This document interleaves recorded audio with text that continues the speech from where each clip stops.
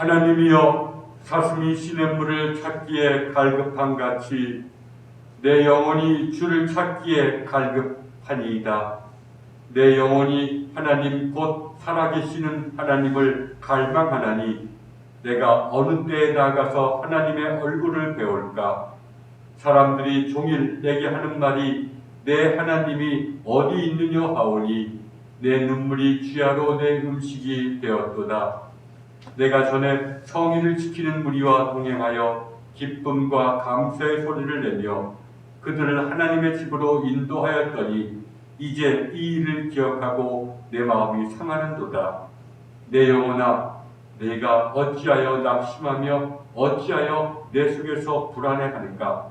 너는 하나님께 소망을 두라. 그가 나타나 도우심으로 말미암아 내가 여전히 찬송하리로다. 주님, 저희를 주님 앞에 불러주시고 세워주심에 감사를 드립니다. 하나님, 성령님께서 이곳에 임재하시고 저희의 영혼을 인도하셔서 저희로 하여금 신령과 진정으로 예배드리게 하셔서 주님께는 영광이요 저희에게는 주님께서 약속하신 구원이 이루어지는 시간 되게 하여 주옵소서. 예수님의 이름으로 기도드립니다. 아멘. 찬송가 25장입니다.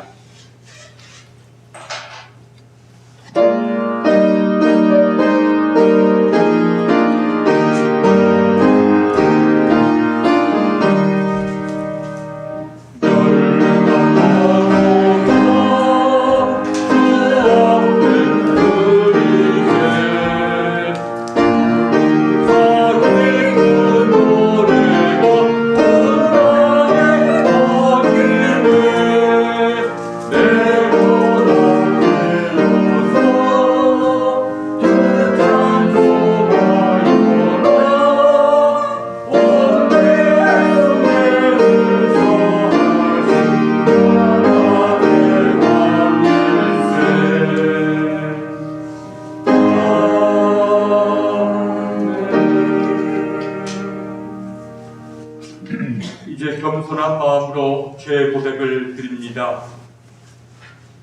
사랑의 하나님, 저희는 때때로 주님의 곁을 떠나 길을 잃은 양처럼 방황하여 육신의 욕망에 집착하며 살아왔습니다. 또한 주님의 말씀을 저버리고 빛의 자녀된 삶을 살지도 못했습니다. 용서의 하나님, 죄를 고백하고 회개하는 저희의 기도를 들으시고 자비와 긍휼을 베풀어 주옵소서. 우리 주 예수 그리스도의 이름으로 기도드립니다. 아멘. 죄사함 받기를 원하는 교우 여러분, 용서하시는 하나님의 말씀을 들으십시오. 만일 우리가 우리 죄를 자백하면 그는 미쁘시고 의로우사 우리 죄를 사하시며 우리를 모든 불의에서 깨끗하게 하실 것이요. 아멘. 교동문 121번 주현절 교동문입니다.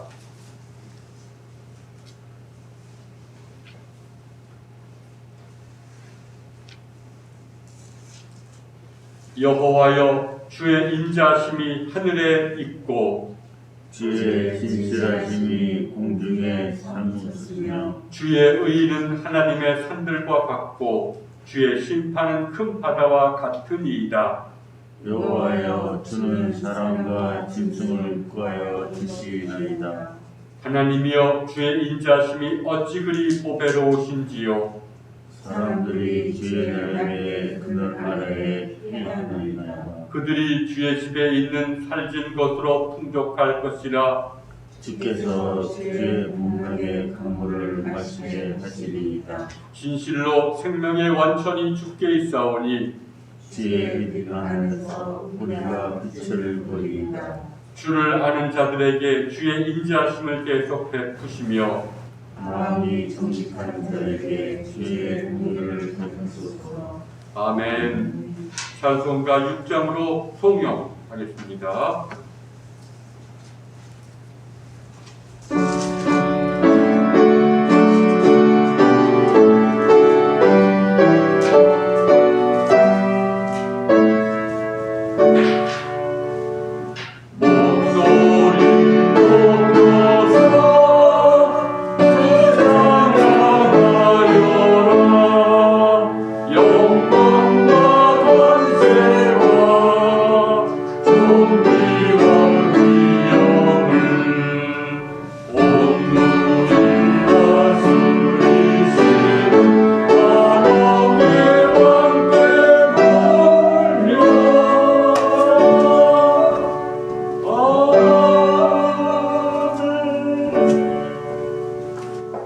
자, 이제 강장근 장로님 기도 인도하겠습니다.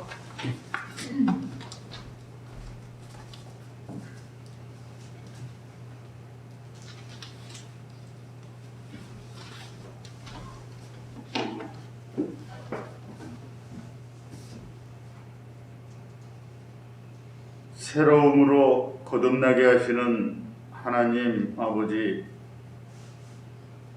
2021년 새로운 한 해를 저희에게 허락하여 주시어 기쁨으로 맞이하게 하심을 감사드립니다.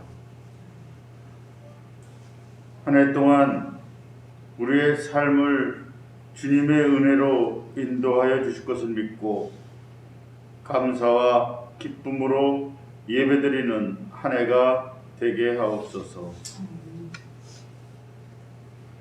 새 소망, 새 생명으로 거듭난 삶으로 우리에게 맡겨주신 주님의 일을 온전히 감당하는 지혜를 주시고 충성된 그리스도인의 삶을 살아가도록 이끌어 주옵소서.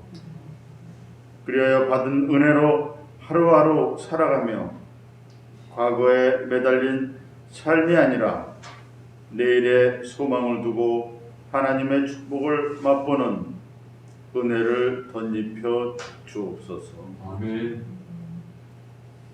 이은혜 권사님을 위해 기도드립니다.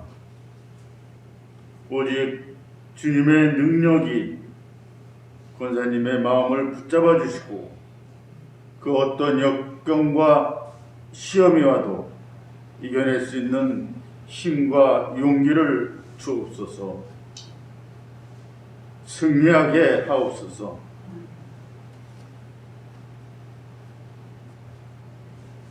(2021년) 새해에도 말씀 전하실 정진환 목사님 늘 건강 지켜주셨고 성령의 권능으로 붙잡아 주시어 말씀이 우리의 연약함을 치유해 주시고 성령 충만케 하옵소서.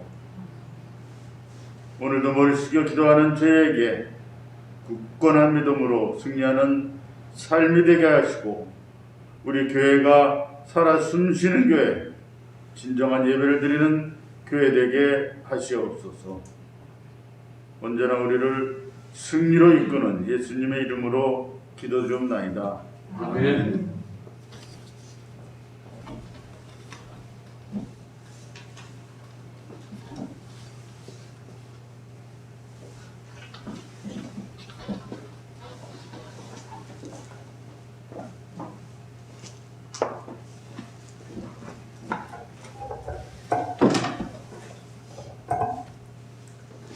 자, 이제 찬송가 324장 찬송 드리겠습니다.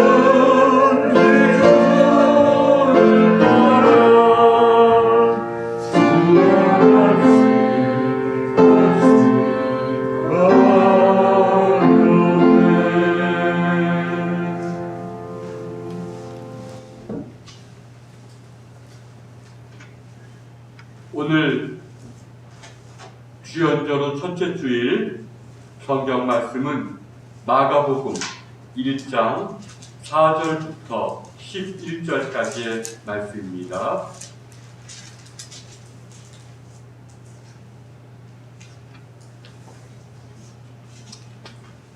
제가 봉독하겠습니다. 세례 요한이 광야에 이르러 죄 사함을 받게 하는 회개의 세례를 전파하니 온 유대 지방과 예루살렘 사람이 다 나아가 자기 죄를 자복하고 요단강에서 그에게 세례를 받더라. 요한은 낙타 토롯을 입고 허리에 가죽띠를 띠고 메뚜기와 석청을 먹더라. 그가 전파하여 이르되 나보다 능력 많으신 이가 내 뒤에 오시나니 나는 굽혀 그의 신발끈을 풀지도 감당하지 못하겠노라. 나는 너희에게 물로 세례를 베풀었거니와 그는 너희에게 성령으로 세례를 베푸시리라. 그때에 예수께서 갈릴리 나사렛으로부터 와서 요단강에서 요한에게 세례를 받으시고 곧 물에서 올라오실새 하늘이 갈라짐과 성령이 비둘기같이 자기에게 내려오심을 보시더니 하늘로부터 소리가 나기를 너는 내 사랑하는 아들이라 내가 너를 기뻐하노라 하시니라. 아멘. 이번 주에 성서 일과는 주보에 나와 있으니 이 주 중에도 여러분 묵상하시기를 바랍니다. 지난주 6일이 주연절이고 오늘은 이제 주연절 첫째 주일이라고 합니다. 주연절은 주께서 나타나신 것을 기념하는 절기다. 주님께서 대중 앞에 그것도 공적으로 이제 하나님의 나라를 전파하고 하나님 나라의 복음을 전파할 뿐만 아니라 그 나라로서 임하시는 것을 이제 공적으로 처음 등장하는 시작하는 그런 절기를 우리가 주현절이라고 합니다. 그래서 이것은 바로 주로 세례 요한에게 세례를 받음으로써 이제 공적인 하나님의 사역의 자리에 들어서게 되었다는 것을 기념하는 것입니다. 그래서 이 세례가 그래서 기독교에서 굉장히 중요하고 그래서 이제 그리스도인도 내가 그리스도인 되기 위해서 첫 번째 거치는 관문이 바로 세례 예식입니다. 여러분, 예수님은 사실은 그 당시에 이제는 새로운 삶을 살기 위해서 각지에서 모여든 사람들과 함께 예수님은 요단강에서 세례 요한에게 세례를 받으셨습니다. 세례 요한이 베푼 세례는 죄사함을 받게 하는 회개의 세례라고 합니다. 죄사함을 받게 하는 세례의 목적은 하나님의 용서를 받는 데 있습니다. 그리고 그런 용서를 얻기 위해서 나는 회개하는 증표로 세례를 받는 것입니다. 그래 여러분, 우리가 세례는 일반적으로 하나님이 내가 죄를 고백하면 내 죄를 씻어준다 이렇게 이해하는 경우도 있는데 그것은 사실은 아닙니다. 물론 하나님이 우리를 용서해 주시는 것을 뜻하는 것이 세례입니다. 세례의 목적은 하나님의 용서하심을 받는 것에 있습니다. 그 하나님의 용서를 받는다는 것은 참으로 귀한 일입니다. 하나님의 용서를 받는다는 것은 하나님, 나를 사랑하시는 하나님의 사랑에 눈을 뜨게 되는 것을 얘기를 합니다. 그래서 이것의 증표가 통회하는 겁니다. 내가 정말 통회하는 것은 그 속에 기쁨이 있는 것은 바로 내가 하나님의 사랑에 눈을 뜨게 되었고 하나님이 나를 용서하심을 내가 내 마음으로 깨달았다는 증거입니다. 우리가 통회한 후에 용서가 있는 것이 아니라 우리가 체험적으로 말하면 하나님의 용서가 내게 다가왔기에 내가 통회하는 것입니다. 통회하는 것입니다. 그러나 이것을 얻기 위해서 그러면 세례라는 것은 사실은 단지 내 죄만을 자백하는 것이 아닙니다. 물론 자백하는 것은 있지만 그러면 세례란 뭐냐 하면 바로 나의 죄를, 나의 실상을 하나님의 심판에 맡기는 겁니다. 하나님 뜻대로가 없어서 내가 용서받지 못할 죄를 지었다면 주님의 심판 내가 맡기고 그렇지 않다면 저를 용서해 주옵소서, 저를 사랑하여 주옵소서. 내가 이제 새로운 삶을 살겠습니다. 하나님의 용서가 없이는 내가 새로운 삶을 살 수가 없으니 하나님의 사랑에 눈을 뜨지 않고는 내가 새로운 삶을 살 수가 없으니 저를 하나님의 심판에 맡깁니다. 그러니까 세례라는 것은 그래서 원래 물속으로 들어가는 것을 뜻합니다. 우리가 밥티조라고 말하는 것이 바로 물속에 들어간다는 것이죠. 그래서 침례교에서는 사실 물속으로 들어간다. 그래서 침례라는 말을 쓰는데 사실은 그 말이 더 정확한 말입니다. 원어로 보면 원래 이 물이라는 것은 물속에 들어간다고 할 때 이 물이라는 것은 구약 성경의 맥락에서는 어떤 씻어준다는 의미가 아닙니다. 깨끗하게 해준다는 의미가 아닙니다. 물은 하나님의 심판의 매개로서 구약 성경에서는 이해되어 왔습니다. 인류를 홍수로서 인류의 죄를 홍수로서 심판하시는 하나님, 또 그리고 출애굽에서 홍해의 물로 뒤따라오는 바로의 군대들을 수상시켰던 하나님, 우리가 생각해보면 물이라는 것은 두려움의 대상이요 항상 심판의 매개인 것입니다. 내가 세례를 받기 위해서 물속에 들어간다는 것은 내가 이제 하나님의 심판을 맡깁니다. 주님 뜻대로 하옵소서 라고 하는 결연한 의지가 있는 것입니다. 요한은 이러한 세례를 베풀면서 나는 주의 길을 예비하는 자다라고 얘기했고, 나는 단지 물로 세례를 베풀지만 그러나 내 뒤에 오시는 분은 물과 성령으로 세례를 베푸실 것이다 라고 선포하셨습니다.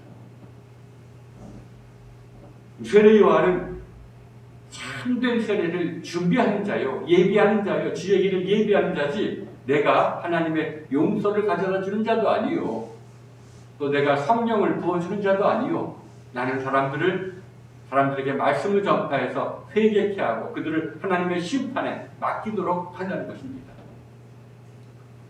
그런데 이러한 세례 요한 앞에 예수님께서 나타나서 세례 요한에게 세례를 받았습니다. 우리는 여기서 그래서 하나의 좀 의아스러운 점을 발견할 수가 있습니다.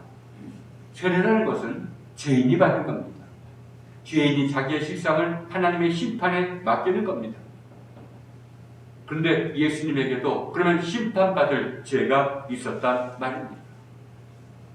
그래서 성경은 예수님은 우리와 똑같은 인간으로 고백하면서도 예수님에게는 죄가 없다고 확신하셨습니다. 예수님은 죄가 없느니라. 유혹은 누구에게나 다가오지만 예수님에게는 다가왔지만 예수님은 유혹에 넘어가지 않으셨고 그래서 죄가 없으셨다고 성경은 거듭 얘기를 합니다. 그러면 예수님께서는 왜 세례를 받으셨습니까? 죄도 없는데 왜 세례를 받으셨습니까? 그러나 성경을 깊이 이해해보면 우리가 예수님은 자신의 죄가 아니라 세상 죄를 짊어지고 하나님의 심판을 받기 위해서 요단강에 들어가셨다고 말할 수밖에 없습니다. 이미 일찍부터 나는 나만이 아니라 나는 세상 죄를 짊어지기 위해서 하나님의 부르심을 받았다는 것을 성경은 보여주고 있습니다. 그러니까 세상 죄를 짊어지고 이제 그 죄를 하나님의 심판에 맡기기 위해서 요단강에 들어가셨던 것입니다. 때문에 세례는 예수님의 첫 등장이면서 예수님이 어떤 분인지를 보여주는 아주 중요한 징표입니다. 예수님의 삶은 항상 다른 사람의 죄를 대신 짊어지는 삶입니다. 다른 사람들의 아픔뿐만 아니라 다른 사람들의 죄와 다른 사람들의 받을 고통과 심판과 죽음마저도 대신 짊어지는 삶이 바로 예수님의 삶이라는 것입니다. 그래서 많은 성서학자들은 예수님의 세례 받으신 것은 바로 십자가를 지는 것의 전조다라고 얘기합니다. 예수님은 어느 날 갑자기 십자가를 지신 것이 아닙니다. 예수님은 처음부터 십자가를 지시도록 세상 죄를 짊어지고 하나님의 심판 앞에 서시도록 부름받았다는 것입니다. 그래서 브룬트만이라는 사람이 이렇게 얘기합니다. 예수님은 당신 자신을 위해서가 아니라 다른 사람들을 위해서 세례를 받았다. 왜냐하면 하나님의 종은 그들의 죄를 짊어짐으로써 인간들을 대리하기 때문입니다. 예수님은 세례를 받으심으로써 우리 죄인들과 연대성, 우리 죄인들과 깊은 연합의 길에 들어서게 됩니다. 이러한 연대성 사랑이 예수님을 십자가로 인도하는 것입니다. 라고 말합니다. 그렇습니다. 이게 예수님의 삶입니다.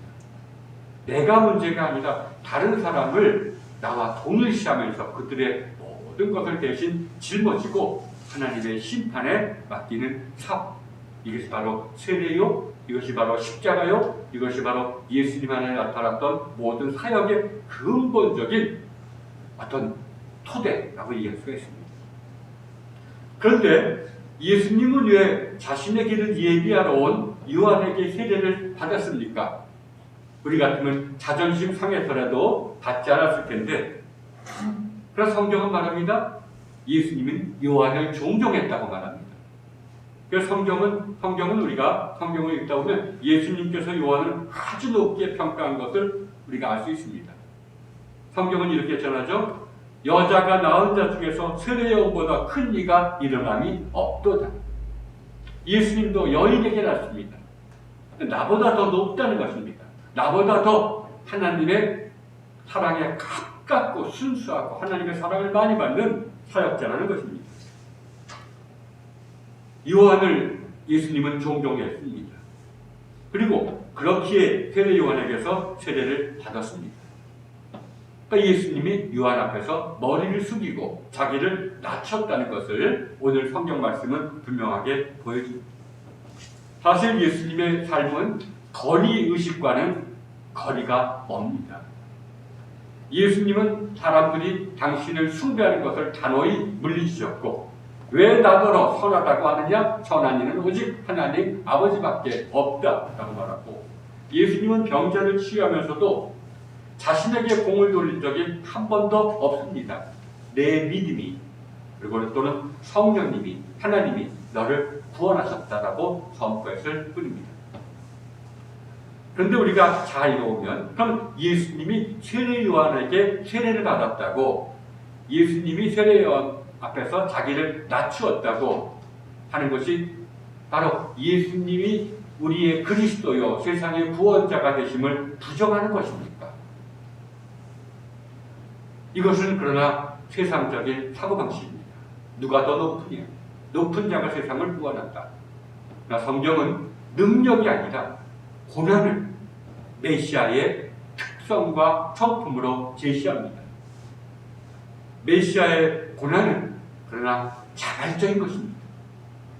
달리 말하면 그 무언가 사랑 때문에 내가 낮아지고 나를 비우는 것입니다. 어떤 하나님의 일을 이루기 위해서 내가 낮아지고 나를 비우고 또 내가 대신 하나님의 일을 이루기 위해서 내가 고난받으시는 것, 이것이 바로 메시아의 특성입니다. 그러니까 이러한 것을 성경은 케노시스라고 말합니다. 자기를 비운다, 자기를 낮춘다라는 뜻입니다. 하나님의 뜻을 이루기 위해서, 사랑을 이루기 위해서 자신의 모든 것을 내려놓거나 또 사람들 앞에서 자기 자신을 낮추는 것을 뜻합니다. 그래서 사도 바울도 이렇게 고백하죠. 너희 안에 이 마음을 품으라.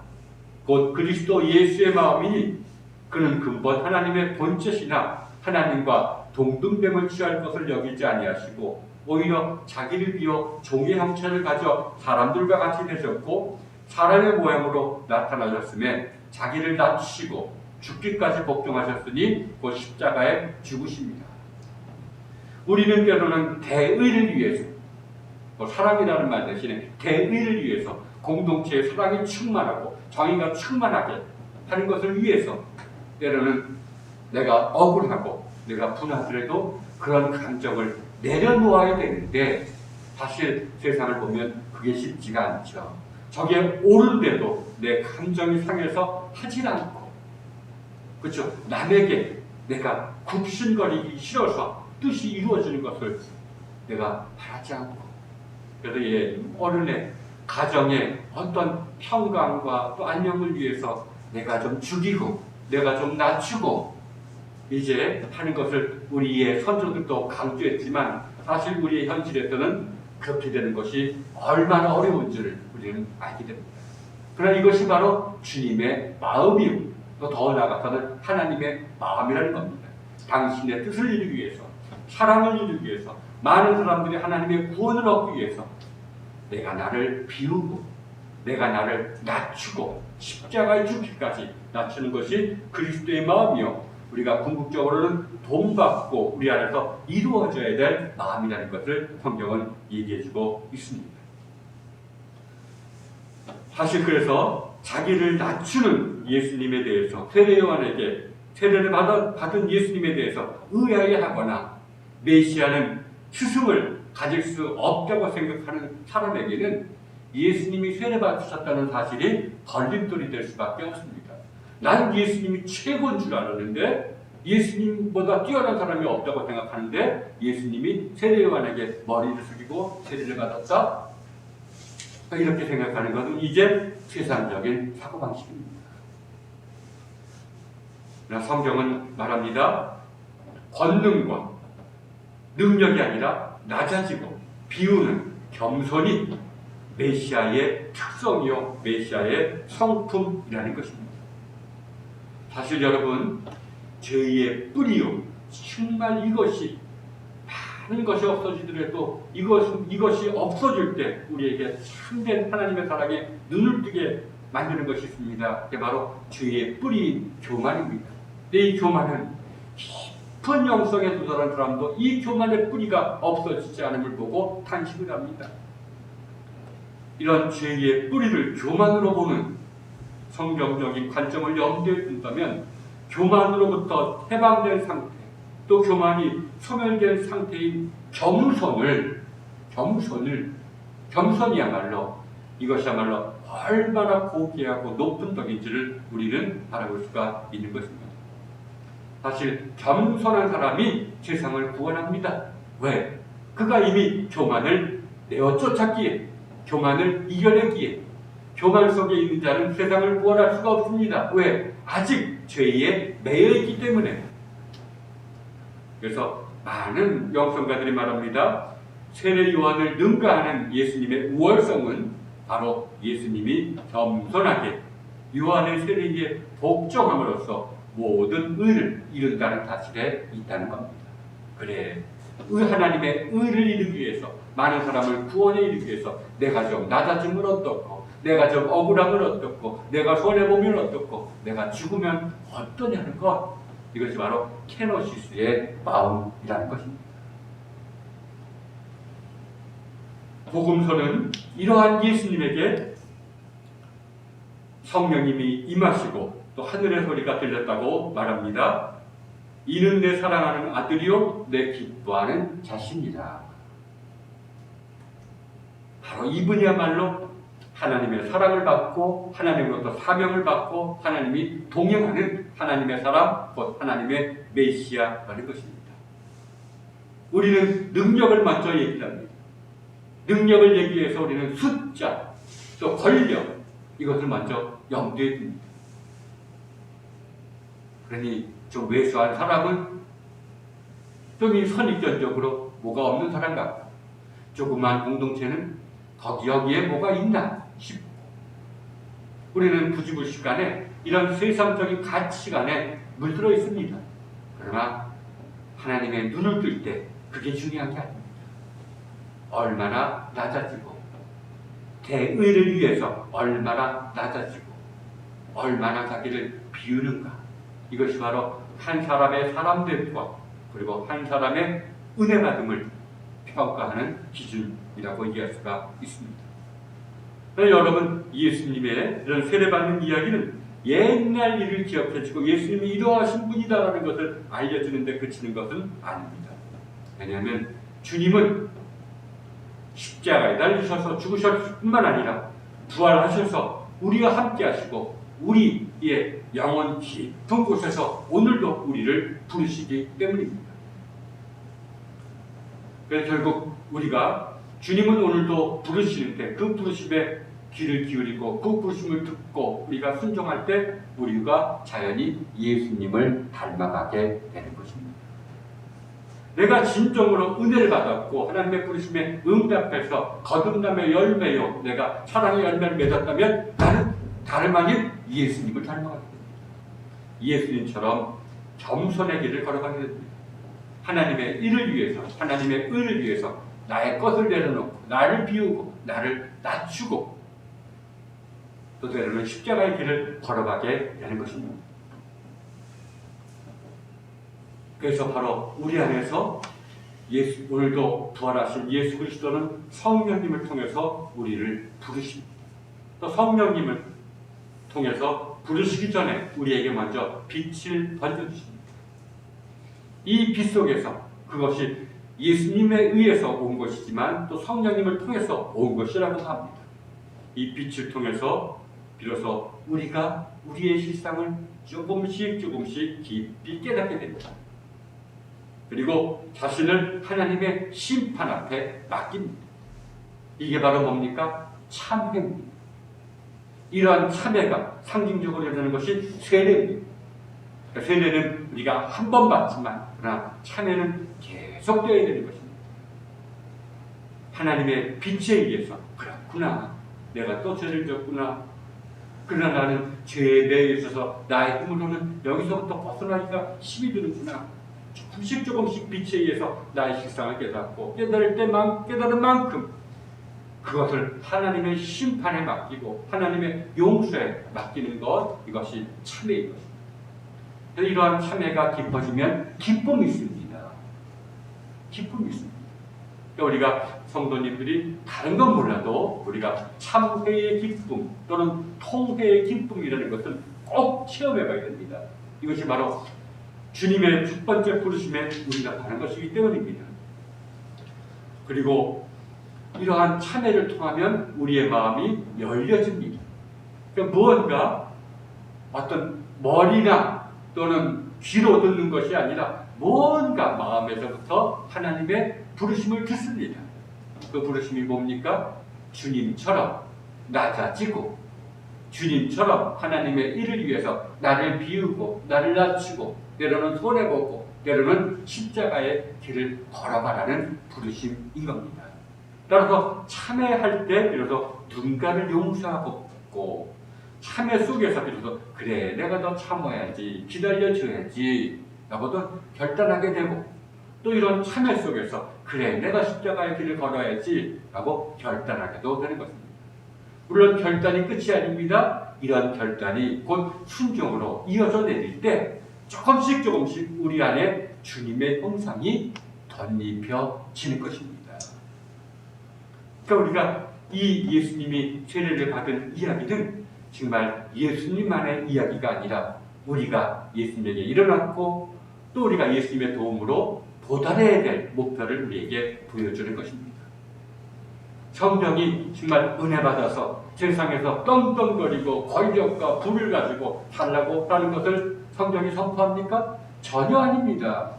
오히려 정말 주님을 닮아가는 것이, 주님처럼 겸손해지는 것이 참된 사람이요, 하나님의 은혜를 받은 사람이요, 영원히 하나님과 더불어 살 사람이요, 바로 그 사람이 진정한 사람이라는 것입니다. 사실 우리가 살펴보면 이 땅에서도 이러한 사람들 때문에 공동체가 유지가 됩니다. 나라가 유지되고 교회가 유지되고 가정이 유지됩니다. 저마다 자기의 성질대로 자기의 유익대로만 살고 하나님의 대의를 보다 큰 의를 이루는 것을 뒷전으로 한다면 공동체가 어떻게 남아날 수가 있겠습니까? 바로 이러한 사람들의 희생 때문에 나머지 사람들이 그나마 살고 있는 것입니다. 참 우리가 심리학자들에 의하면 그래, 내가 많은 사람들이 나는 이성적으로 판단한다 라고 생각합니다. 뭔가를 결단할 때 나는 이성적으로 판단하고 지성적으로 내가 결정할 수가 있다라고 판단한다는 겁니다. 그러나 심리학자들이 실험 결과에 의해서 사람들이 전혀 이성적으로 판단하는 것이 아니라는 것입니다. 예를 들면 선거 때 어느 후보를 찍는다거나 또 누구를 좋아한다거나 누구를 선택한다거나 누구를 정지한다고 생각할 때 사람들은 자기 자신을 이성적이라고 생각한다는 겁니다. 나는 사심없이, 나는 냉정하게, 공정하게 나는 평가하고 분석해서 그 사람을 선택했다고 말합니다. 그러나 실험 결과를 통해서 보면 사람이 선택하는 것이 그때마다 달랐습니다. 이건 바로 뭡니까? 우리의 지성이 우리의 감정에 굉장히 영향을 받고 있다는 겁니다. 나도 모르게 선입견을 가지고 있기 때문에 내가 좋아하는 사람, 뭔가 내가 끌리는 사람을 선택하게 되는 겁니다. 그리고는 더 중요한 것은 내가 선택한 사람에 대해서 누군가가 비난하고 누군가가 아니라고 하면 그때부터 내 지성이 이거를 합리화하고 변명하기 위해서 스토리를 만들어낸다는 것입니다. 이것이 일상에 우리가 선택하고 또 때로는 변명하고 또는 자기 합리화를 추구한다는 것입니다. 이러한 것을 아는 깊은 정치인이나 또는 어떤 좀 사기꾼 같은 사람들은 그래서 사람들을 선동하죠. 이 사람들에게 선입견을 심어준다고 합니다. 알게 모르게. 그럼 그 선입견에 의해서 사람들이 평가하고 또 그것을 누가 반대하면 오히려 더 결사적으로 자기가 잘못된 것을 알면서도 선택한 것이 잘못된 것인 것을 알면서도 그것을 변명하고 그것을 합리화하고 또 그것을 사람들끼리 무리를 이뤄서 자기의 뜻을, 자기의 선택을 반대하는 사람들을 맹공격해서 그래서 뭐 이런 파벌이 생기고 또 때로는 당파가 생긴다고 합니다. 사람이 자기의 이성을 믿으면 아닙니다. 우리의 지성이 올바로 판단하는 것 같지만 그렇지가 않습니다. 무의식의 충동에 의해서 나도 모르게 영향을 받고 거기에서 하고 또 그것을 절대 내가 한번 발들어놓은 것을 정당화시키기 위해서 합리화시키고 변명하고 온갖 스토리를 만들어낸다는 것입니다. 성경 일찍이 교본은 그래서 우리의 지성과 우리의 감성과 우리의 의지는 본성에 매여 있다. 부패된 본성에 매여 있기 때문에 우리의 과제는 우리의 지성과 우리의 의지와 우리의 감각을 정화시켜 나가는 데 있다라고 얘기했습니다. 성령님께서는 바로 우리의 본성이 아니라 우리의 지성과 감성과 감각을 의지를 정화시켜 주십니다. 지성으로 하여금 점점 하나님의 진리에 눈을 뜨게 하고 우리의 감각으로 하여금 세상이 아니라 하나님의 진리에 더 맞들여 하고 또 우리의 의지로 하여금 사랑을 추구할 수 있는 능력을 갖도록 정화시켜 준다는 것입니다. 그래서 이것이 참 중요한 것이죠. 그래서 우리가 세상에 휘둘리지 않고 또 그 어떤 선동하는 사람이나 또는 악한 영에 휘둘리지 않고 우리가 정말 하나님의 성령과 더불어 내 자신을 정화시켜 나가면서 주님의 부르심에 응답해서 주님처럼 십자가의 길, 참된 세례의 길을 걷기 위해서는 늘 우리가 지성과 또는 감정과 의지 이것을 인격이라고 부르기도 하고 또 이것이 통합된 상태를 마음이라고도 부르는데 이러한 마음을 늘 성찰하는 것을 가져야 됩니다. 내가 나를 믿어서는 안 됩니다. 내가 내 판단력을 믿어서도 안 됩니다. 내가 내 감각을 믿어서도 안 됩니다. 내가 내 의지를 믿어서도 안 됩니다. 할 수도 없습니다. 겸손히 하나님의 성령님이 이것을 정화시켜주고 또 이것을 깨닫게 해주는 것까지 기다리면서 조금씩 나갈 때 우리 안에서 그때 비로소 뭐가 나옵니까? 참회가 나옵니다. 이 참회 속에서 부지불식간의 마음으로 나를 따라가는 주님의 음성을 듣게 되는 것입니다.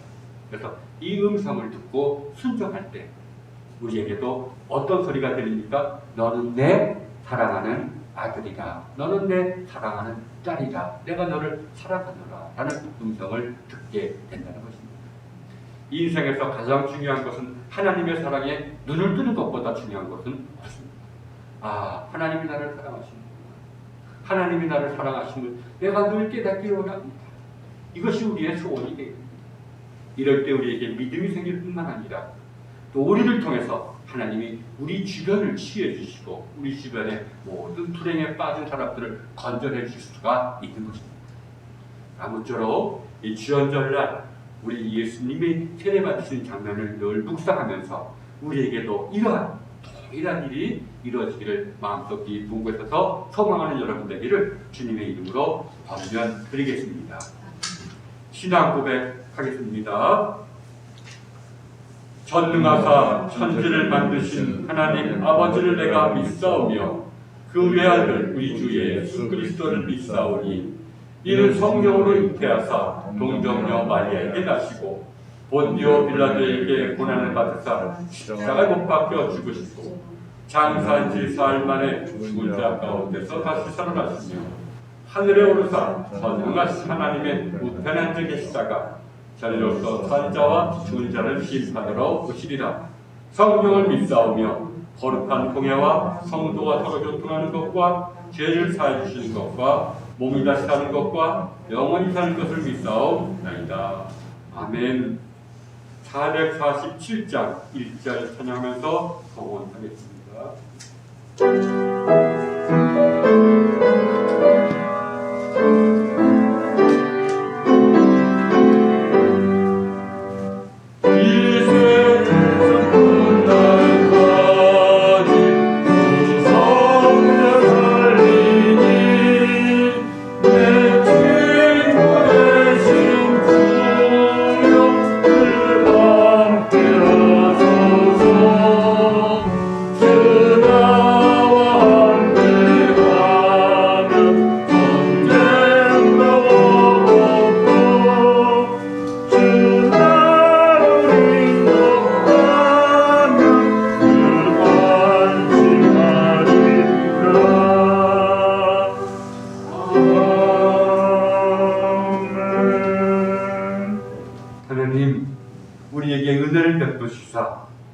하나님, 우리의 외적인 눈을 통해서 세상을 바라보고 세상을 정죄하지 않게 하시고 우리의 내면의 눈을 열어주셔서 우리로 하여금 우리 자신을 먼저 바라보고 성찰하게 하여 주옵소서.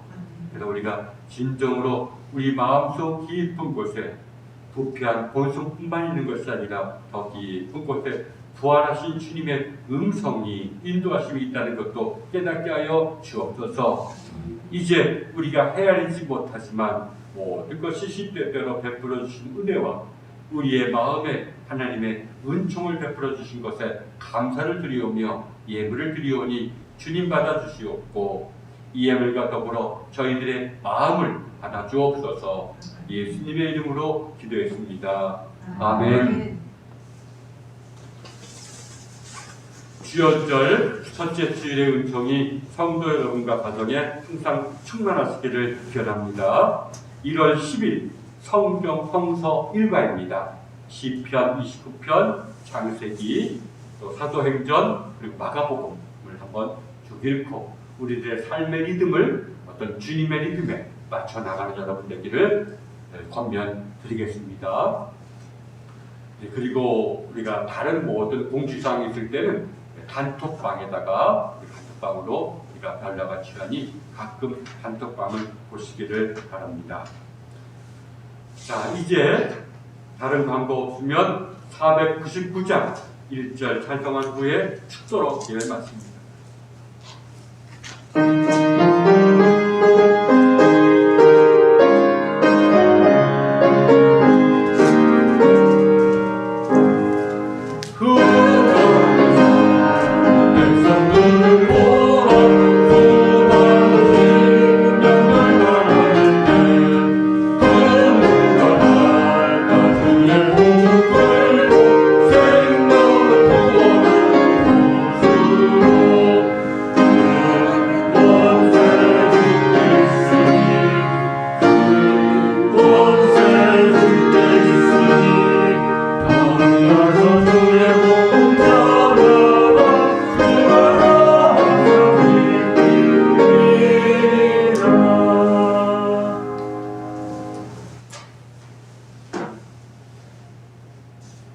주님, 우리가 우리 자신을 바라볼 수 있는 것이 이미 주님의 깊으신 은혜임을 깨닫게 하여 주옵소서.